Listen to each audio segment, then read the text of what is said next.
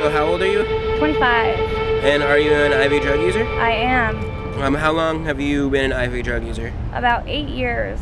Is there anything that you wish you had been told or that you had known when you were younger, or maybe when you first started using? When I first started using, it was with friends, and they never told me about how addictive it was and how sick you would get. And I was using recreationally on the weekends to begin with, and then it started daily because I was waking up sick and not knowing what was going on with my body, and then eventually learning that the dope was making me so sick. And I wish that I would have been told that it takes total control of your physical and mental body and can make you that sick. Heroin is a physical addiction. It's not a mental addiction. It's not something that you can just put down and say, yeah, I'm done with it. What it does is it goes into your brain and it replaces the dopamine that your hypothalamus produces.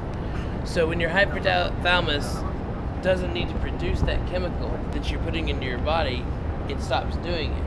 And what causes the withdrawals is that when you stop feeding it that and it's not getting it for free, the hypothalamus has to work really hard to make the same amount of dopamine just to make your normal day go, which causes the body pains, the restless leg, the diarrhea, the sweats, vomiting, cold, hot flashes. Yeah.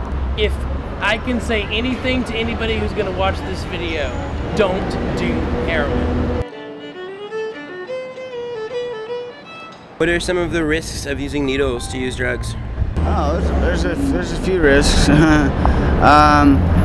one, hepatitis C, HIV. Hepatitis C and AIDS can be passed through intravenous drug use by sharing needles or sharing even the cotton that you use to pull your drugs through. You can get abscesses.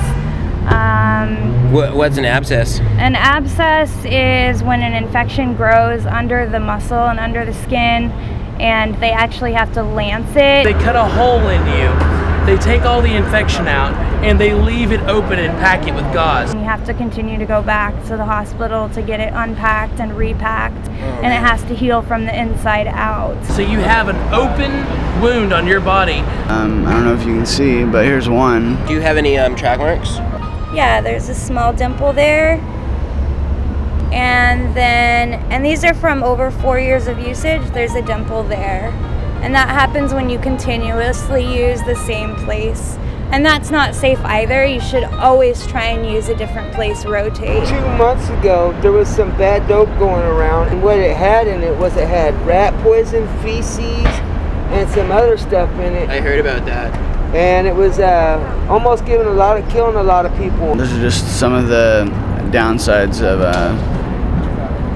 the intravenous drug use. What are some things that you do to be safe? I try and use a new needle every time. I never, ever, and let me repeat, ever share a rig, cotton, or water, or anything that I use to inject my drugs with anyone else. Ever. So you've never shared needles? I have. I have in the past, I'm not gonna lie. I have, yeah, I have. Do you know other people who do? Almost everybody probably does. If they have drugs and they don't have needles, they're gonna use it somehow.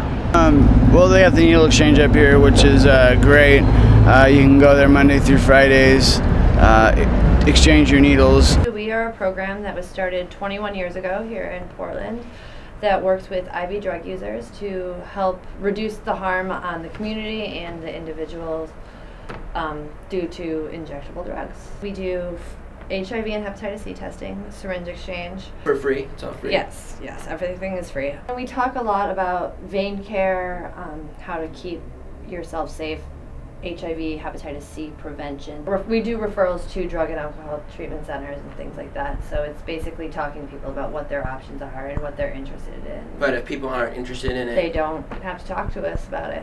What does someone have to do to get services? Walk in the door, ask for needles. We're going to ask very basic statistics like age. You have to be over the age of 18. How many needles you're bringing back. We see between 100 and 150 people a day. It is something that does make a difference Last year we took in over 500,000 needles here in our 25 hours a week. So that's 500,000 needles that aren't in our parks, in our sewers, in our trash cans, on our sidewalks. Little kids picking it up. I remember I found a needle on the ground when I was a kid and I didn't know what it was. Yeah. You just know you want to play doctor. Science has proven that syringe exchange is effective to lower HIV rates, lower hepatitis C rates, lower overdose rates, and increase recovery rates in cities that have them. And it's a very widely studied program, as it's a very controversial program. What do you think is some misinformation that IV drug users have? They can just use recreationally, and you know that it's going to be okay, and once you get into it, it's hard to get out. There's a big myth out there that if you bleach a needle, it's good. Bleach does not kill hepatitis C. So if you have a friend that shoots up and you use that same needle, even if you bleach it out, if your friend has hepatitis C, you're still taking a chance on getting hepatitis C because bleach does not kill hepatitis C. Around HIV specifically, the people assume that their greatest risk for getting HIV is using needles, when in reality, even amongst IV drug users, most people who get HIV are getting it from their sexual practices. So where did you learn what you know about being safe? Actually, I learned at Outside In here in Portland. Their services are great. I think they try and inform people very well. They have she's kind of a counselor that speaks to people if they're having problems. They always have safety things written on their board. If bad dope's going around, they've got messages, postages about it, and that really helps people too. For me, that is the hardest part about working here, is just knowing that there's not enough services to go around. What are some misconceptions that you think people have about IV drug users? In the end, they are still people, and it's an addiction, and a lot of people don't see addiction as a disease, and that's a huge misconception because it is a disease.